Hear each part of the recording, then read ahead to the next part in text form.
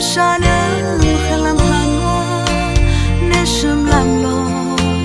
nesham lam mar ka tu matam ta kang phe o je chu ranawa sun shi lo nwe na ong the pase kang phe ma ba we ang ni na amang la moi na on le passé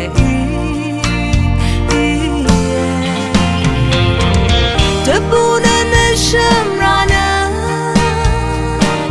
kang pe pum tawa ale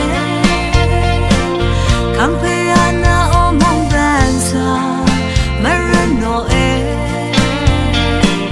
na on le passé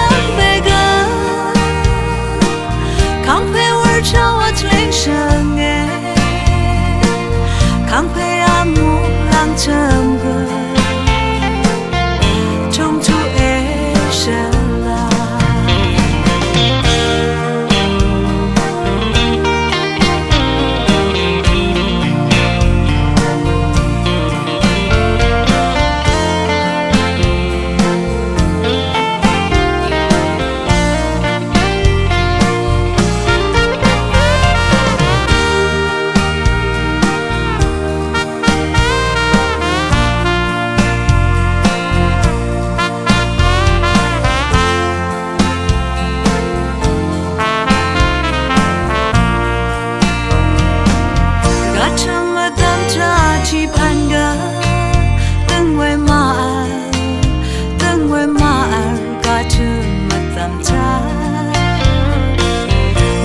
Shanam khalam hanwa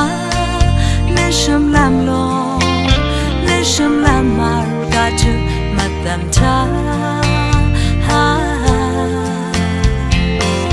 kam phe o je chu ranawa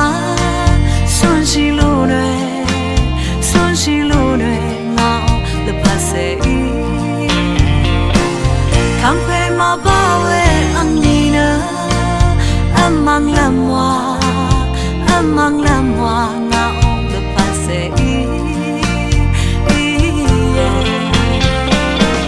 de buna na shamrana kang pe pum chawa ale kang pe ana o mong dansa marano na on le passé kang pe war chawa tling shang kang pe amu lang cham trong chu e shala de buna na shamrana kang pe pum chawa ale kang pe ana o mong dansa marano Shang bega kang pe war chawa tling shang kang pe amu lang cham trong chu e shala kang pe